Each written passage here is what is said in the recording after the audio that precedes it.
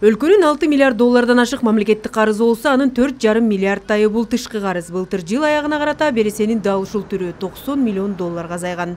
Акыркы жылдары Кыргызстанда мамлекеттик карыздын көлөмү экономиканын көлөмүнө салыштырганда 36,9%ды түзөт. Бул көрсөткүч мурдагы жылдарга караганда төмөндөгөнү байкалат. Мисалы, 2020 жылы карыз ИДПнын 67,6%ын түзгөн.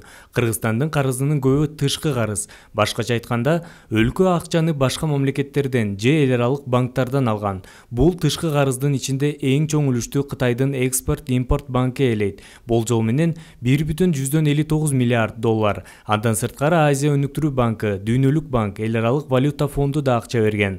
Аскар Акаевдин башкаруусу тушунда карыз ИДПнын көлөмүнөн 100%дан ашкан учурлар болгон. Курманбек Бакиевдин тушунда 70%га чейин, ал эми Роза Отунбаеванын мезгилинде 59%дын тегереги. Алмазбек Атамбаевдин башкаруусу учурунда карыз ИДПга караганда 67%га чейин чыгып, Сооронбай Жээнбековдун тушунда дагы ал көрсөткүч кала берген. Ошол эле учурда бюджет таңкыстыгы көп кездешчү.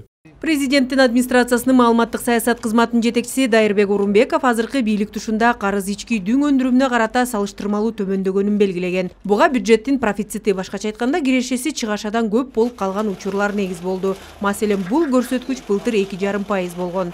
2024 жылдын жыйынтыгы менен өлкөнүн консолидацияланган бюджети 688,5 миллиард сомду түздү. 2020 жылга салыштырып карай турган болсок, дээрлик 3 эсеге өстү. Ал эми 2025 жылга бекитилген консолидацияланган бюджеттин көлөмү 708,9 миллиард сом болсо, алдын ала болжол менен жылдын аягына чейин 1 триллиондон ашуусу күтүлүүдө.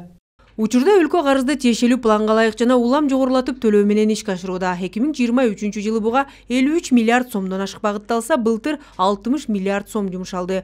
Муну менен катар эле тынымсыз курулуш, жаңы техникалар сатып алынып, эмгек акы жана соц төлөмдөр көтөрүлүп жатат. Мисалы, куруу тармагына 2020 жылы 10 миллиард бөлүнүп келсе, былтыр 110 миллиард сом жумшалган.